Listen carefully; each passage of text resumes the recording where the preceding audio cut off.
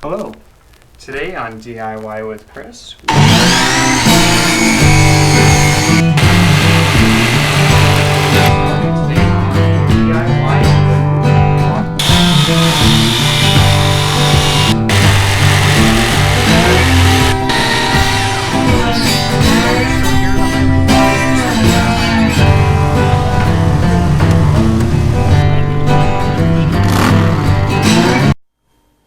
Hello everyone. Today we're doing some tool reviews, and the one we're focused on right now is going to be our Skil router and router table.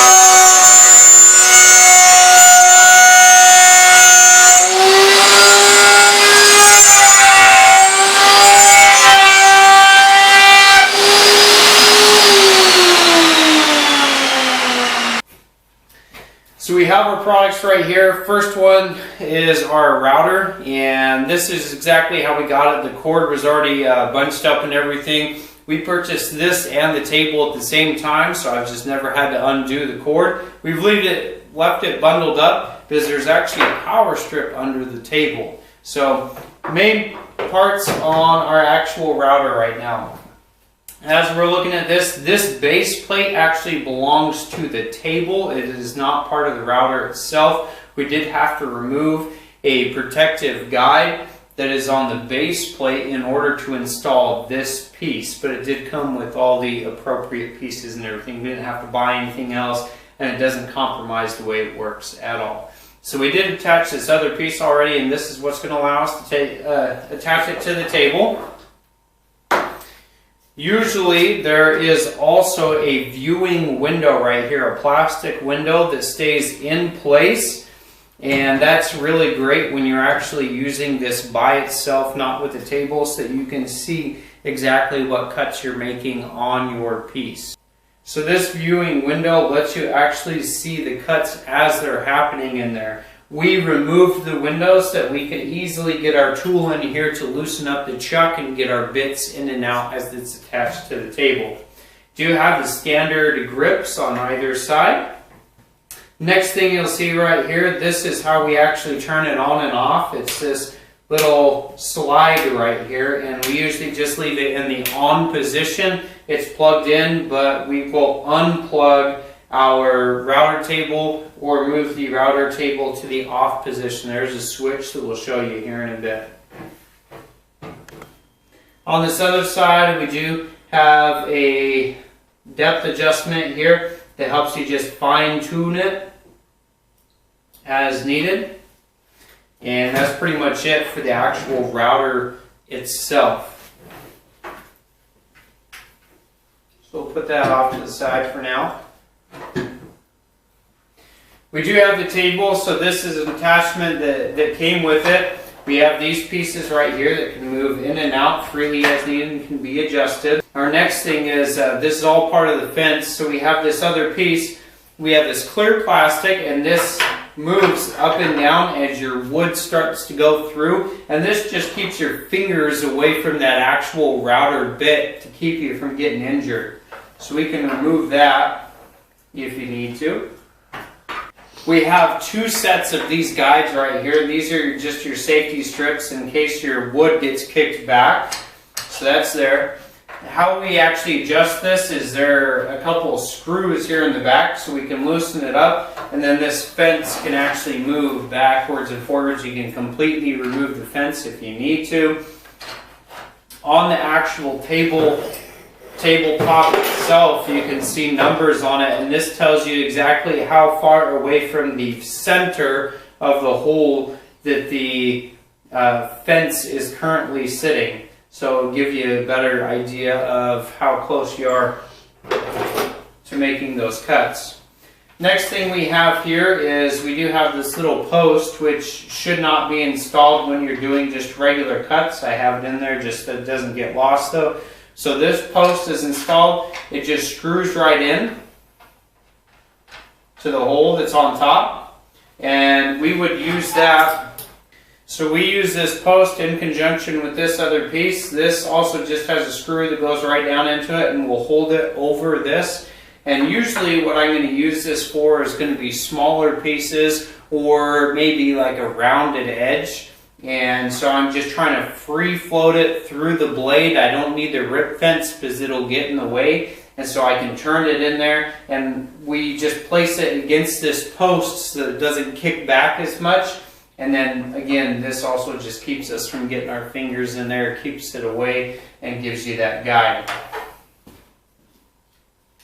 Next accessory that this comes with is, as the router is sitting in there, the bit will be sticking up. So we stick this post at the bottom right on top of your router bit, and then it'll tell you how far up and out of the surface your router bit is sitting. So that's a really nice addition and accessory.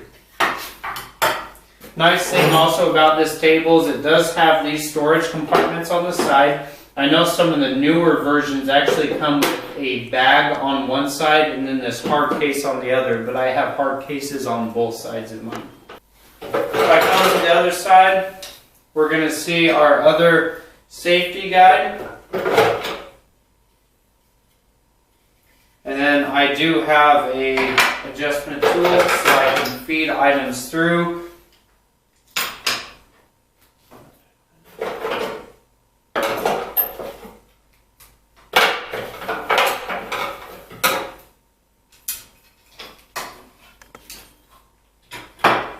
Move them off to the side. And the last thing I want to show you here before we actually put the router on and everything is, okay, so we have this black ring that's in here right now, and this just stays here. Kind of reminds you of the direction of rotation of the actual router bit. And that is kind of a large hole for some cuts and whatnot, so you might want to make them smaller. So it does have these additional pieces that we can place right in there. So it just clicks right in. I can place that right there, and then I just snap it down on the other sides, and then it'll stay right there, just giving you a more focused hole. And so we have 3 different sizes. This one is just a little bit bigger, as you can see. Then we could put this one in there, which is slightly smaller. Our last one is, it looks like probably only an inch in diameter, if you can see here. So it does have those different guides, which are really nice, especially when I am using the free floating cuts when I don't have a fence on there and I'm just trying to take those small pieces through there. It's really nice to have that small hole on it, just enough clearance for your bit. So put these back in here into our storage. Did also come with some extra spare parts in case you did lose some screws and such. Alright, another really awesome thing about this table is the fact that, we can close this lid up here, and if I pull this down, these legs actually both fold up into place and it collapses for easy storage. Makes it a really nice, convenient option there. And then we can swing it right back out and use that again. I'm going to flip it back on its back side. And what we're going to see here is we have our selector switch. I'll rotate it up. We do have our power rotator switch, so we can turn it on and off, which is the power strip in there. And then also does have a safety key that you can remove to keep it from actually engaging it if you have children or whatnot. So you put that back in, and that allows it to keep on functioning. As we bring it down on this downside, you do see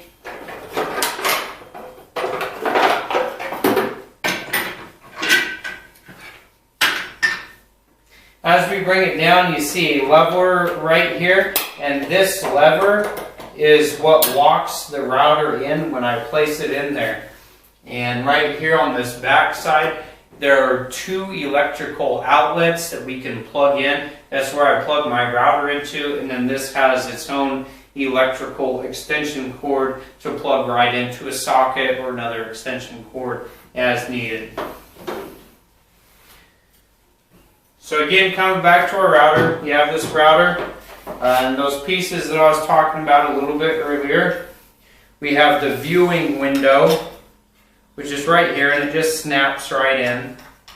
And so that would just give you protection, but allows you to see in as you're cutting it on if you're using this free away from the table. And then there is this little piece right here, and we had to remove this piece in order to attach the table base. So we did have to remove this to keep it, but that's what that piece is. It doesn't harm it or anything, having that off. Alright, so we have our piece here now, and you're going to have to install that in order to attach it to the table. And then what we do is these actually line up with some hooks over here on this other side. So we angle it in, slide it right into place, and then our last step is to just lock in our lever. So we just slide this lever in, and then we pull this black piece, which goes over a little screw, and that's going to lock it in so that I can't undo it, so that our router doesn't fall down. And then the last thing I'm going to do right here is just plug in my router. So we have the power going to it now, all locked in place. Flip it right back up top. Again, I'll show you this depth guide. So as I'm sitting here, I just put that point right on the tip of my bit. And this tells me that it's about 1/4 of an inch above the actual surface is how far into the wood that I'm going to be cutting. I'm going to plug this in real quick. So another nice thing about the actual router is it does have the lights that are on there. So you'll see the lights come on first, kind of showing up on my head.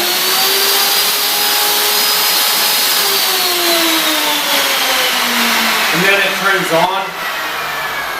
Another feature about this router is it does take a while for it to actually spin up and reach full RPMs, but that is a safety measure for the motor.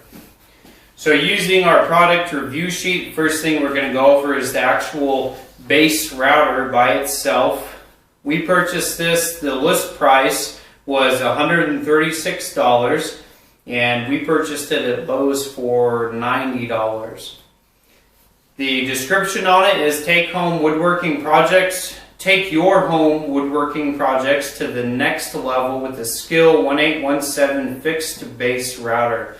Designed for do-it-yourselfers, this router is ideal for rounding and forming smooth edges as well as cutting basic patterns in wood. A micro-fine depth adjustment enables you to make precise professional quality cuts, and soft grip handles make the router easy to hold. Skil's soft start technology delivers smooth starts and less kickbacks. Dimensions on it are 8 by 9 by 13. The weight is 32 pounds, and the colors are the traditional Skil red and black. Ratings for this were 4.5-star ratings, averaged from 78 reviews on Lowe's, and the Amazon did not have any ratings available for this right off. Contents include a soft start technology for smoother startups and increased motor life, 1/2-inch collet capacity for larger profile applications, microfine depth adjustment for precise depth measurements, dual position on-off switch for user convenience and better control, and quick release button for easy motor adjustments and removal. Our other item is going to be the actual table itself. Seller was Lowe's. It was listed for $139. We bought it for $129. The description is just a 26-inch by 16.5-inch router table. Actual dimensions on it are 26 by 16.5 by 9.5 inches. Contents for this are accessory storage containers that protect and store accessories with the router table. RAS 900 comes with 2 containers and includes quick clamp system, 2 feather boards. 2 feather boards help guide workpiece for more accurate routing. Bit height gauge helps simplify setup and improves accuracy of cuts. Starter pin and guard help support workpiece when routing curved edges. And router mounting with easy bit changes and no leveling required. So these are just a few aspects of these particular items. You can see a video of us actually using this on wood right after this. If you have any questions, please let us know. Look at our other videos and other reviews and leave us some comments. Thank you. DIY with Chris, giving you the tools to do it yourself.